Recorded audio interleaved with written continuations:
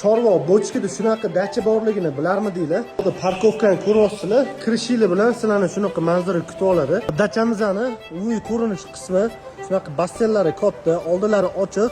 Umumiy 6 ta spalnisi bor. Xudo xolasa 15-20 kishi bemalol sig'adi. Dachaning tashqarisida shunaqa stol qilib qo'yilgan. Bu yoqda tapchanlari bor.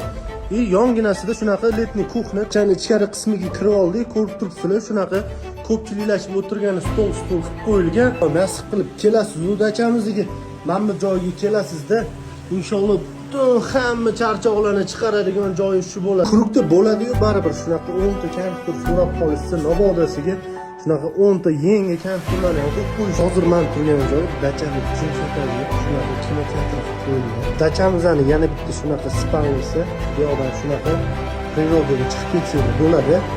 Obzorni qaranglar, qanaqa chiroyli. Ko'rishingiz mumkin, shunaqa zo'r basseynlar qo'yilgan. Biroz ikkitadan hop, bu yoqda jakuzzilari bor. Salon, ikkinchisi salon qo'yilgan. Ko'p turganga shunaqa bilyardli zona, yuksolmay bir katta yaxshi bilyardlar qo'yib qo'yilgan. Video obzorni qisqa qildik. Telefon nomerlarini qoldiramiz.